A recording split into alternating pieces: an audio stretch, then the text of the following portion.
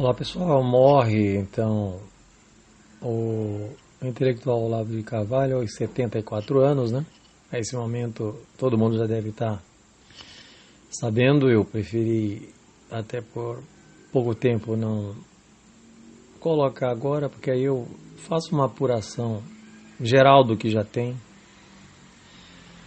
Não que eu concorde com tudo que diz o Olavo, mas eu respeito principalmente a sua idade, viu?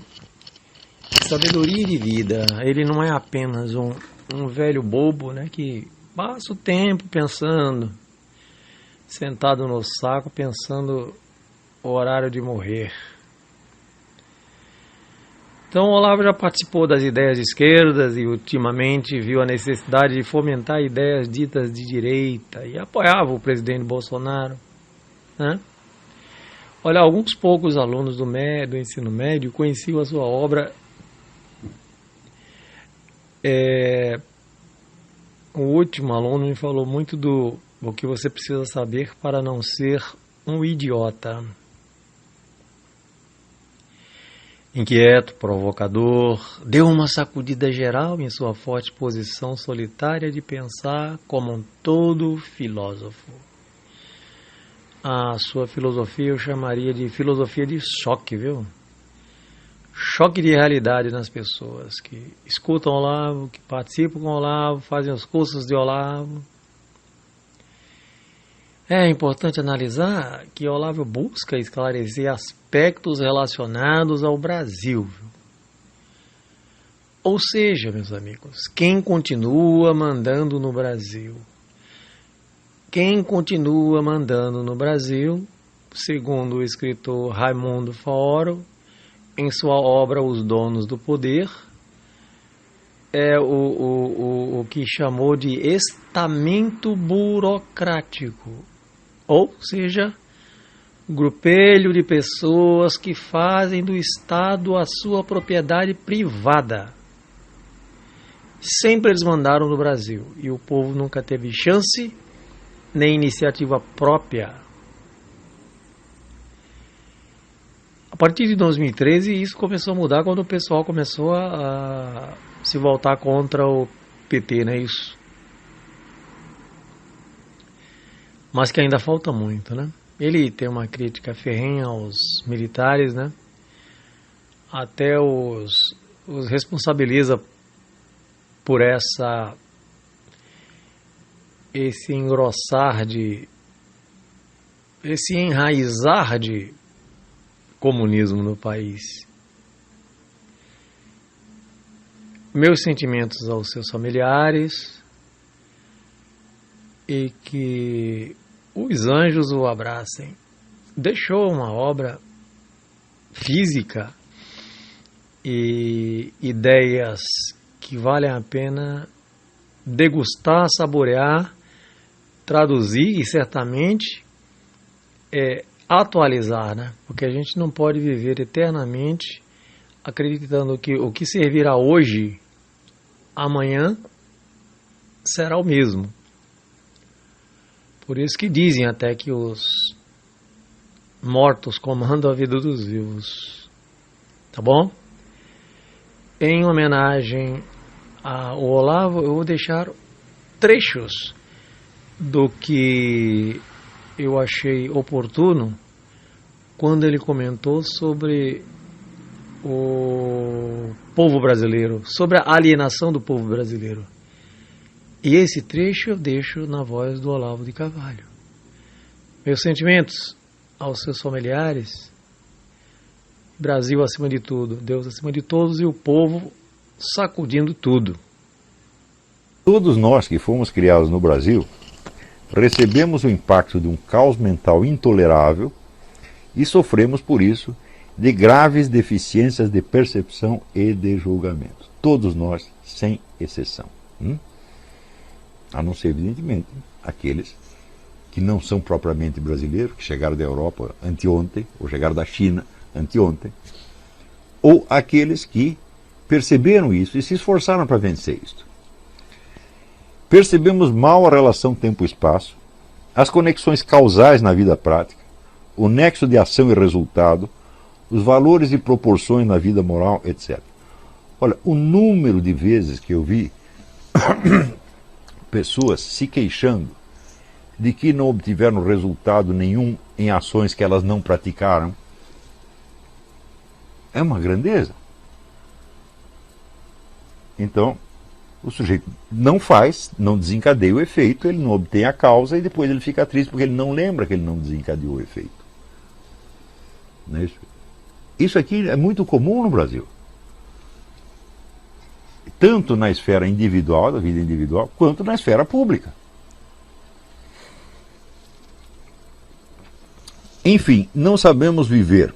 Tive a sorte de perceber isso quando era ainda um adolescente, mediante o confronto do meu desempenho na vida com o de pessoas de origem europeia recente. Tive sorte de perceber isso quando era ainda um adolescente, mediante o confronto do meu desempenho na vida com o de pessoas de origem europeia recente. Cheguei à conclusão de que eu era um sonso, um bobão em toda a linha. Fiquei estarrecido e comecei um trabalho de autorreforma que levou mais de 20 anos. Até hoje me impressionam a inépcia, a falta de sentido prático dos brasileiros, não raro mal compensadas por alguma habilidade profissional específica. Por exemplo, o sujeito é um empresário e investidor, sabe fazer dinheiro e se gaba de ser, por isso, um homem prático, mas não sabe resolver conflitos domésticos banais ou planejar suas férias sem transformá-las num pesadelo, e assim por diante.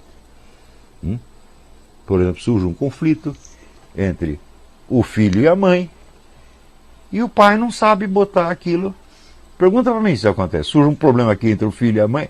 Se eu levar mais de 1 minuto para resolver isso, eu sou a besta quadrada. Eu resolvo e pacifico a coisa na hora, porque eu sei como funciona, meu Deus do céu.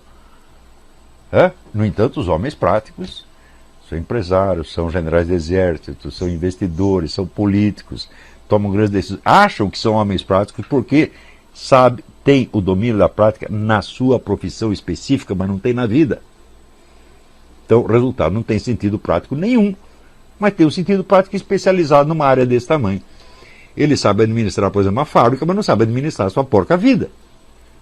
Isto que falta para todos os brasileiros. Todos, sem exceção. A não ser aqueles que foram beneficiados por uma outra cultura. Eu digo que foi nos Estados Unidos, em 1986, que pela primeira vez eu percebi que algum problema prático tinha solução. Por quê? Porque no Brasil eu nunca tinha visto ninguém resolver nenhum problema prático. Juro para vocês, tudo quanto era problema que aparecia virava uma desgraça, uma tragédia. E de repente você via aqui pessoas que, peraí, vamos pensar como é que a gente faz. Dá para fazer assim, dá para fazer assim, dá para resolver. Então eu percebi que os americanos eles tinham um repertório de possibilidades de vida que transcendia infinitamente as possibilidades do brasileiro. Então eu vi, bom, na América é o lugar do possível e no Brasil é a terra do impossível. Tudo fica impossível. Por exemplo, eu vivo convidando pessoas para vir para cá. Vem passar um tempo aqui. Daí o sujeito responde assim, não, mas para isso, assim, eu preciso divorciar da minha mulher, vender meu apartamento, obter não sei quanto de renda na Bolsa de Valores e comprar um cachorro, e etc, etc, etc. E daí eu vou. É claro que não vem nunca. Ou seja, para resolver um problema, ele tem que resolver a vida inteira. O número de pessoas que pensam assim é muito grande e tudo fica impossível. Outra experiência minha. Eu nunca tive uma única ideia na minha porca vida que todos os brasileiros consultados não dissessem que ia dar errado. Sempre. Eu quero fazer tal coisa. Não, você está com ilusão, você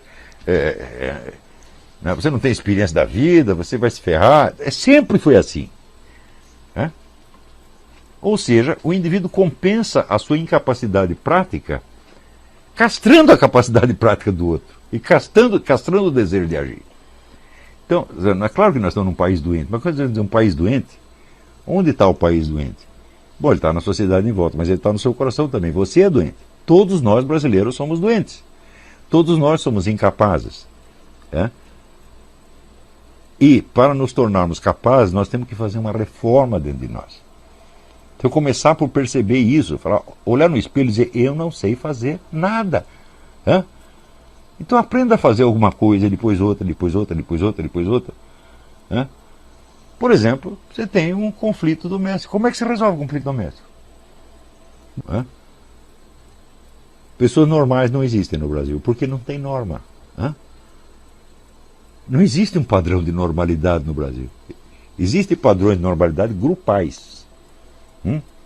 Onde você, para ser considerado normal, você precisa se ajustar à loucura daquela turma em particular. Mas um padrão de normalidade que seja reconhecido na sociedade não existe, simplesmente. Em outros países existem. Chega aqui nos Estados Unidos, todo mundo sabe o que é um negro normal ou anormal. E quando vê que o negro está normal, eles falam, you need help. Qualquer um percebe isso quando o sujeito need help. No Brasil tem camarada totalmente louco, que está louco há várias décadas. E ninguém percebe que o negro está louco, porra. Então você tem essa presença para você mesmo.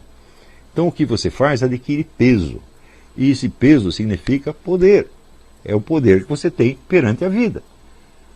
Não é o poder que os outros te conferem, como por exemplo quando votam em você para ser presidente da República. Esse não é o poder que você tem, é os outros que te deram. Quando eles não quiserem mais, eles tiram de você, não tiraram do Collor. Isso não é poder real. Poder real é aquele que está com você e vai para o túmulo junto com você. E que você não transfere para ninguém. Então, nós no Brasil precisamos aprender a ter poder, a vencer as nossas coisas.